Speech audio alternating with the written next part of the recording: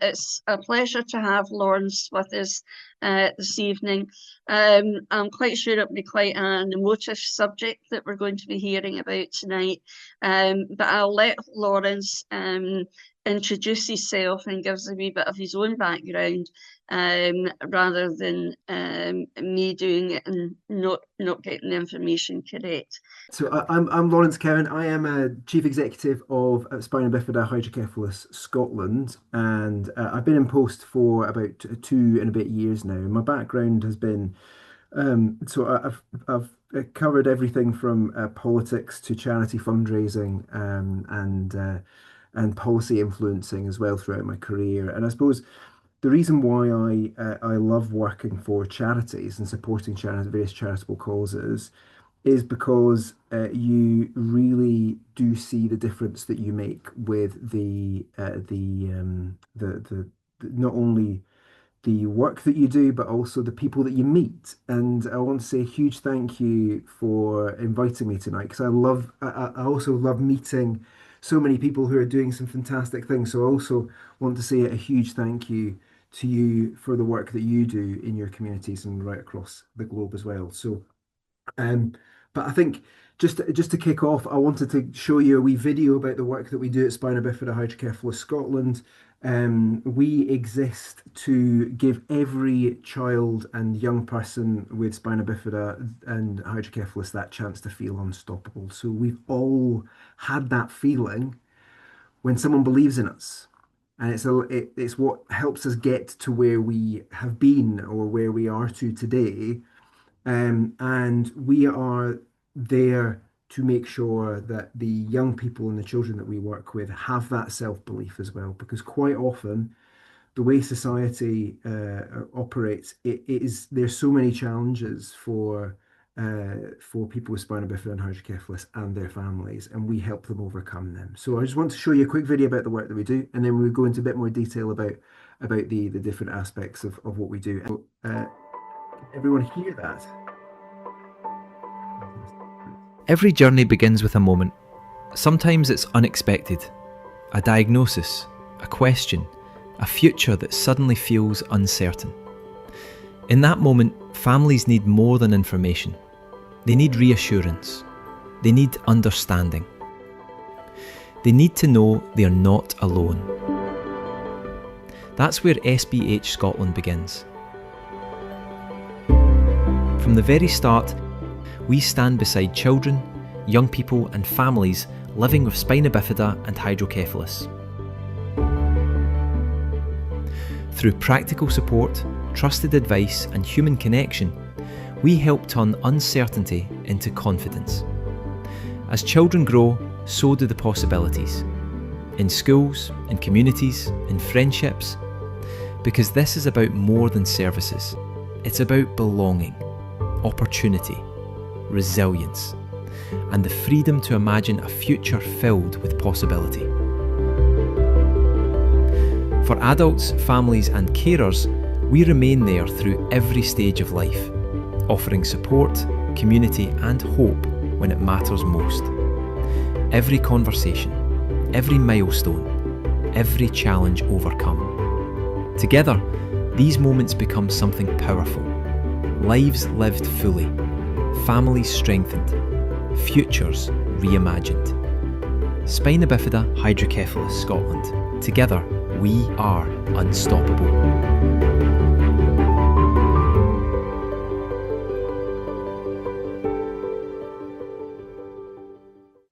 So that gives you a wee bit of a flavour about why we do what we do.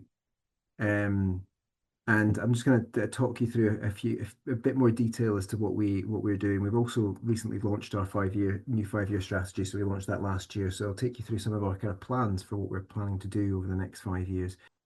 As I said, it's based on the premise that together we are unstoppable, and we believe very, very strongly in that sense of family, and that we're in a very privileged position as a charity where we are with the families even before birth, because spina bifida is diagnosed before birth, and we work with our families all the way through to when the young person becomes an adult, and we were now in we're now got a big cohort of people who are now in an older age who we are supporting too. So it's a full lifetime's worth of support that we offer. And we believe that everyone gets the chance to feel unstoppable. And this is wee Amber. Amber is she is an absolute firecracker of a person. She is 6 and she has been through 30 surgeries in her wee life. And that's because her hydrocephalus is quite a complex version of hydrocephalus. So um, just in terms of what spina bifida and hydrocephalus are, spina bifida itself means split spine, and essentially, we've got messages from our brain get sent through our nervous system through the spinal cord, and essentially, where that spine splits, the spinal cord comes out and is usually as part of a bulbous lump in spina bifida, and that is where there's nerve damage, and essentially from that point, that can impact your ability to walk. It can, a number of the children that we work with and the people we work with are wheelchair users, and also it can impact your bowel and bladder, and so many other impacts that it can have on your mobility too. And we've got some kids who use walking aids, some kids who use a bit of both as well. Hydrocephalus is it's about fluid on the brain, and 80% of babies who are born with spina bifida also have hydrocephalus. Now, the fluid from the brain and the impact that has on you, it can impact again, it can impact your balance. It can also you can develop learning disability through it, and there's a lot of memory issues as well with people with hydrocephalus. And so there's lots of complex issues that our families are dealing with, and for Amber, her hydrocephalus is quite complex, and it led to her brain swelling, and so she's had to have she had to have skull expansion surgery. Now that's quite intense for the family to go through. And so that was one of her recent operations, and we were there to make sure that the family had someone to turn to when they felt lost, and they felt like they had so many questions about Amber and about how they can manage as a family. So what we do, we work very closely with our NHS colleagues, but we work with the families to bring joy back to their family life, to give them a bit of respite from the medical side of things as well. So Amber, whenever she comes to our family groups, she is constantly in at the toys. And we had a whole set of new dolls delivered before our last family group. So she was in about them, and she was absolutely loving her time there. So again, that's what we give. We give that kind of sense of normality and that sense of family to people. Again, this is Amber when she was born, and that's very much I want to emphasize that this isn't that when you are born with spina bifida, there are different types of spina bifida, but when you're born with the type of spina bifida where the wound protrudes, you need to go for surgery quite quickly after being born. And when you have hydrocephalus, you also need to go for surgery to insert a shunt into your brain. So these are really, really intense moments for the parents, very intense moments for the babies as well.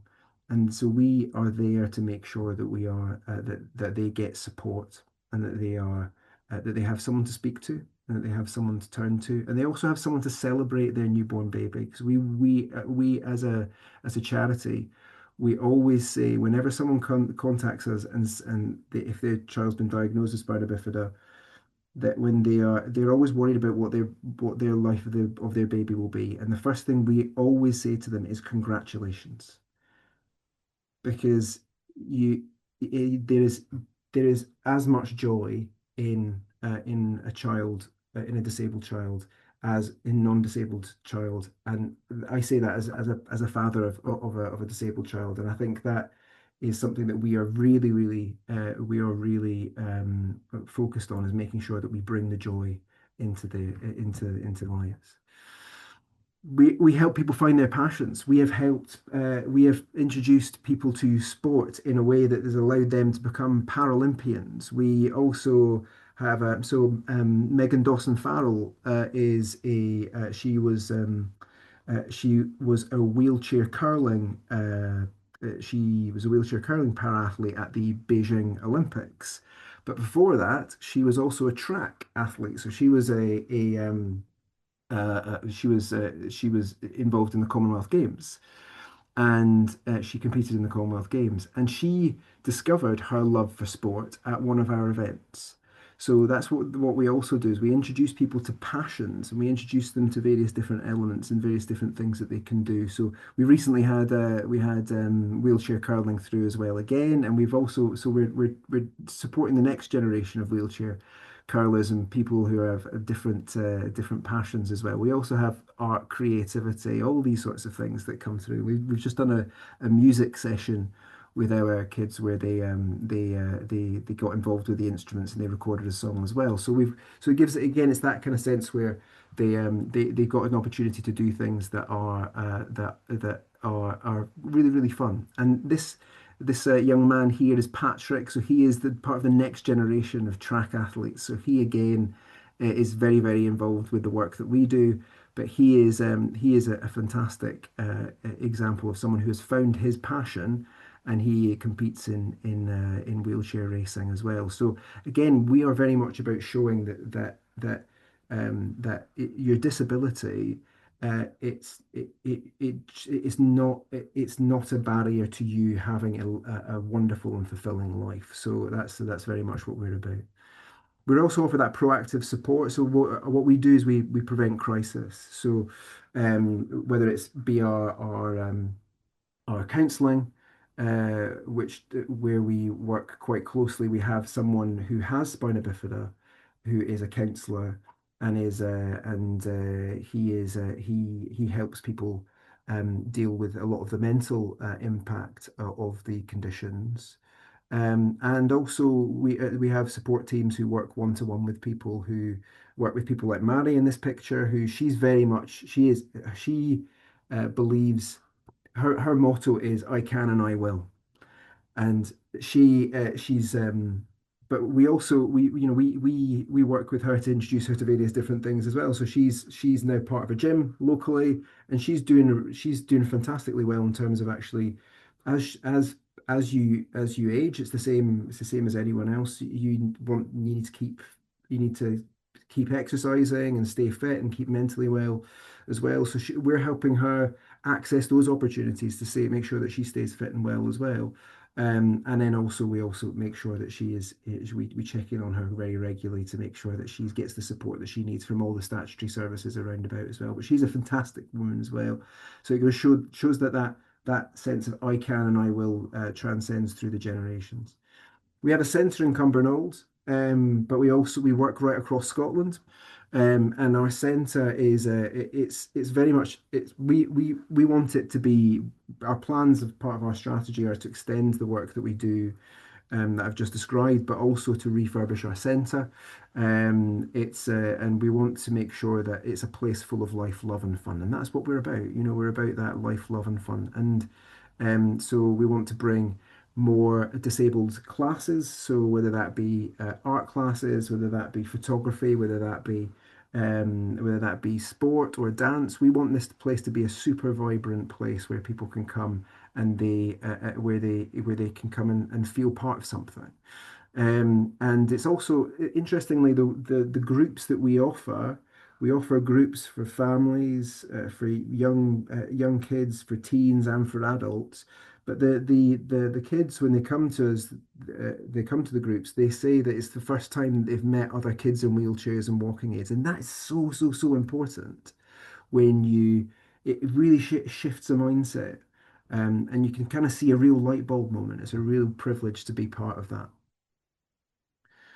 when we work with our teens, it's all about supporting their independence, and this is also when we're working with our adults too. But it starts very much from that kind of from that teen age, and we work very much around about helping them with that transition from teenagers into adulthood. It's a difficult transition for anyone moving into that from those teenage years.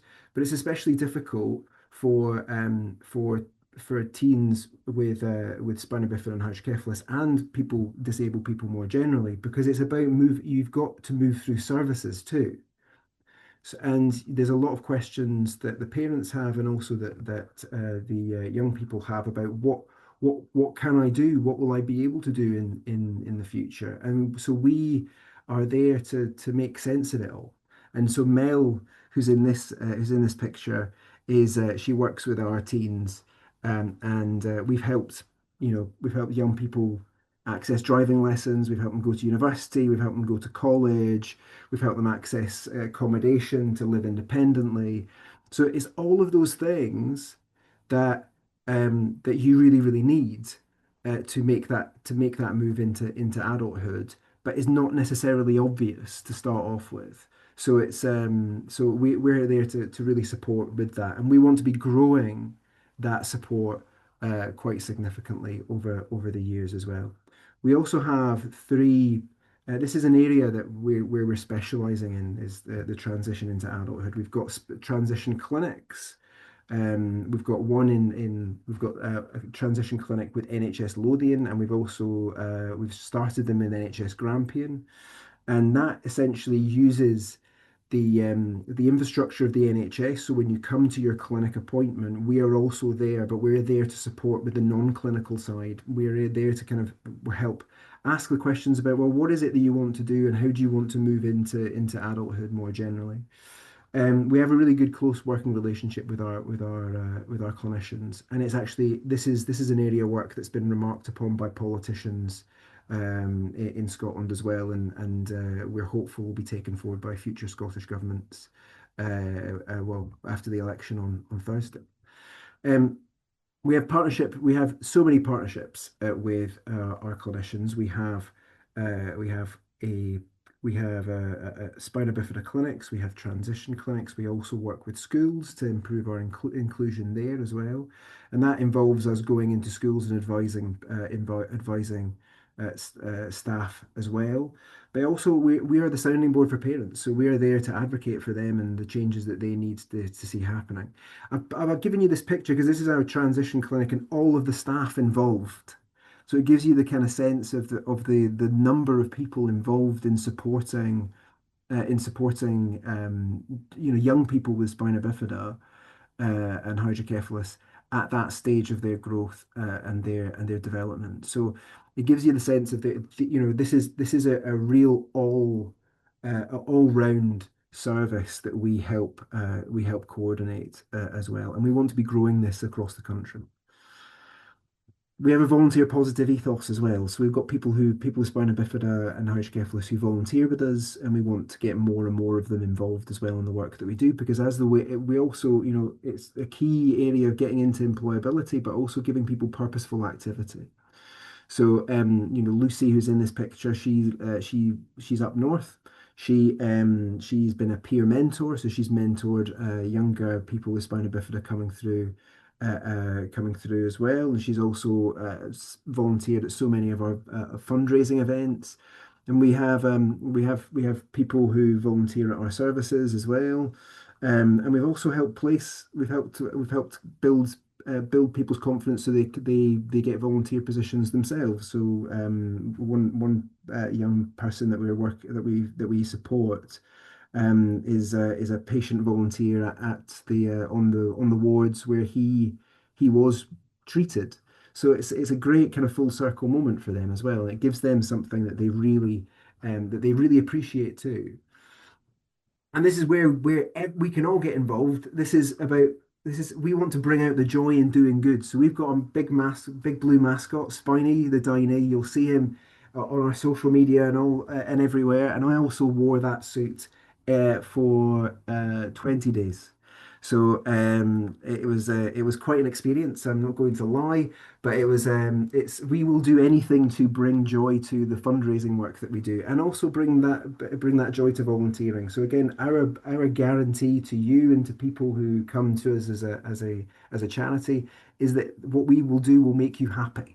Because ultimately, that's why we all get involved in charities. That's why we all get involved in good causes. It's because it's about spreading that goodwill, spreading the happiness, spreading the joy. And so, we run the biggest fundraising events in Scotland. We've got our zip slide coming up. So if any of you daredevils want to get involved, we can hook you up. It's on Strathclyde Park, so it's the 14th and 15th of August.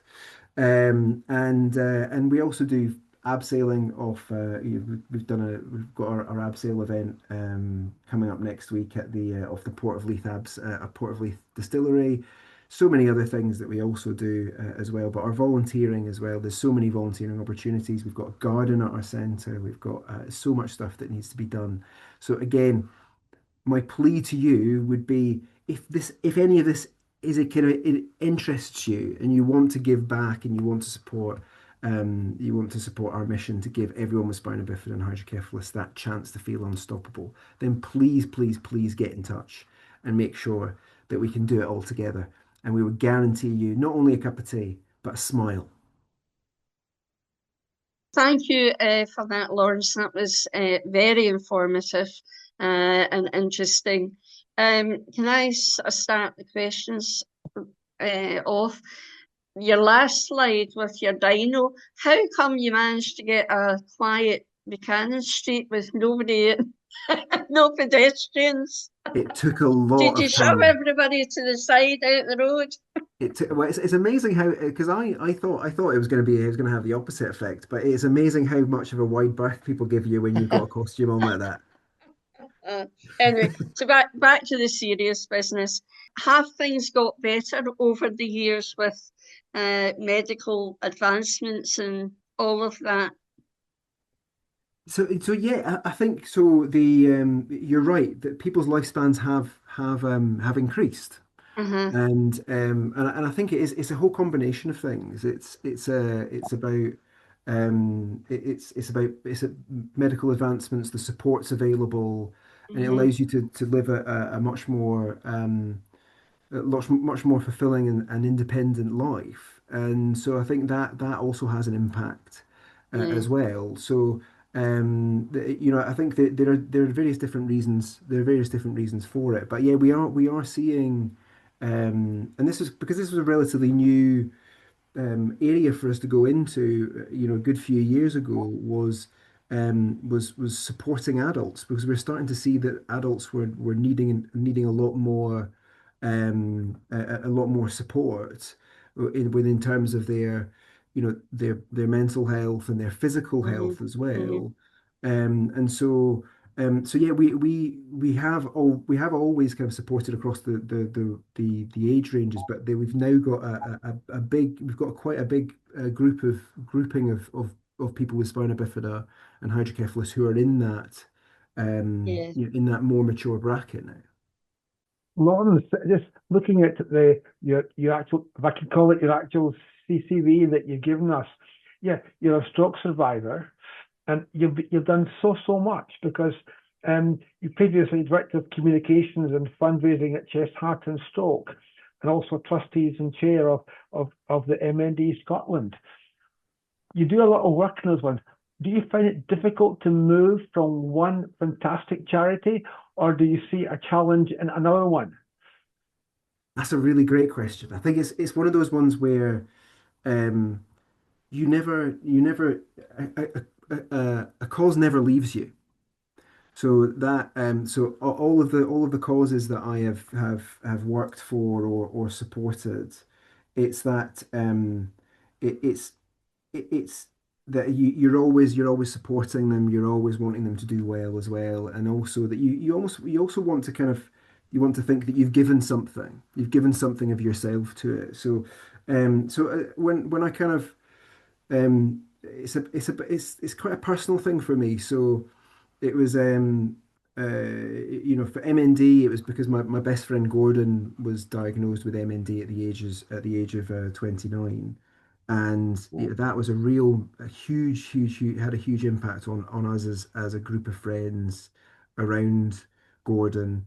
But it also galvanized us to raise as much money as we could, and that's where we got the fundraising bug from, and that's where we got that kind of charity. And that's when I started to discover a real kind of passion for it getting involved in charitable causes, and we ended up raising I think it was over 600 between 600 and 700,000 pounds for MND research, and that has directly helped establish the the biggest MND drug trial in the Hmm. UK, which is now seeing hundreds of people being given hope for Mm. MND with MND, and that's a real fantastic thing to be able to say that you've contributed to. So I think there's a bit, and then moving to chest, heart, and stroke. I think it was very much because I really loved the work that they did, and it just so happened that after I left, I ended up having a stroke. So it's that kind of thing where Oh, it was that. goodness me. Hmm. But my kind of my affinity for the cause was because you just would get a chance to work with great people. So I suppose the shorter answer to your question, Bill, is that what I love doing is I love working with great people, but I love working with causes that I think I can make a difference in, and it's the causes that I care about. So, while my daughter doesn't have spina bifida or hydrocephalus, her disability, for me, there are lots of crossovers in terms of the challenges that we face day to day as parents of Ailish, that the parents also face at spina bifida and hydrocephalus, and that really kind of galvanizes me because I when I see an injustice, I want to fix it. Mm. Thank you. Thank you. Okay. Anybody else got any questions? No, just I really like the message, of the joy part of it, and the hope, and the encouragement, and the inclusion of everybody, sort of into normal. Because I think you see people in wheelchairs sometimes, and the inference is that they are going to be really restricted and they can't do what everybody else does. And I wondered at first, I don't know much about spina bifida, but I did wonder, is it a degenerative illness, or is it one of these things that once you have it and you kind of get the measure of what your disability is, then you just live with that, and you can live like polio. Jim's mum had polio. Mhm. She lived, till she was well into her 70s, and her life, nothing would keep her back. She lived Hmm. a full life from her calipers into her chair and everything else. And I think that's so important, that just people do feel that they are part of the world, really. And I think your message there came across very strongly, that's what you're trying to achieve, and you see the wee faces, and yeah, no, I think it's a good cause. But is it that way? Is it kind of, it's not really degenerative, other than maybe we all get older, or are there some people who the illness, like if we go with all the operations, it is going to get worse as it goes Yeah. on, or I'm not quite And sure. I think you're spot on with that there, Barbara. It's of that you've got that aging element, and people talk about when they talk about spina bifida, they also talk about that sense of accelerated aging. But there's a bit of a debate around about that. But it's about it's very much about the kind of the how the kind of constant the kind of the how you're sorry, this is not an excuse. My stroke does mess with my brain and the words that come out of my head from time to time. So apologies. So yeah, it's the sense of it is that the operations and that kind of that aging that will impact your there's some people who who may start off with spina bifida who are mobile Yeah. who will then struggle, and then who will then need a wheelchair to move around. So there is degeneration in that sense. There's some of the other elements which you will live with for the rest of your life, whether that be, issues with bowel and bladder. But then you can also develop them later on. So we work with some people who have only started to develop those bowel and bladder issues later on in life. So I think it's a bit of a mix, but it's one of those things that the generation isn't it's not one of those kind of it's not on a kind of on a it's that element of aging that's probably the biggest element of that degeneration. But I think we're very much focused on it's we as you say, it's making sure that whatever challenge comes their way, they that people feel that they can overcome it, and that comes from a sense of community, and it comes from a sense of being together as a unit, and also encourage families to be together in that sense as well. And that comes from it's really it's quite simple. It's making sure that they have time to have fun and be together. Because that's where the resilience comes from. So yeah, we see ourselves as a really important player in that, a really important part of that. Can I ask Laura to do the vote of thanks on behalf of the club members? Yeah, can I just thank you, Lawrence, first of all, for coming along and giving us such a wonderful talk. I did in my work with children with additional support needs, and even something simple like I remember once bringing a wee half dozen children with dyslexia together, and when the group went away, a wee boy hanging back and saying to me with tears in his eyes, I didn't know there were other people like me. So it is a simple thing like bringing people together and giving them that sense of there are other people like me. But it's also a case of parents used to help other parents to find out where they could go for things and get things, and and when you see the children now with the wheelchairs, and they cost a lot of money, and yet they're able to get these things now which they wouldn't have been able to do so not even long ago, but in such a short time ago. So the value placed on your charity by the community that you serve must be very high, and I would just like to thank you for your talk this evening and speaking so well in spite of your own difficulties, and we did enjoy it and learn so much from it. So just thank you in the usual way. Thank you. Fantastic. Thank you so much. And you're welcome to attend any time. Yes, you can join us anytime. You would be more than welcome. We have lots of interesting and good speakers, which we're quite proud of as a club. So you're more than welcome to join us at any time. So thank you again. Take care. Thank you so much. Thank you so much for your time. Thanks very much. Thank you. Take care. Bye. Bye.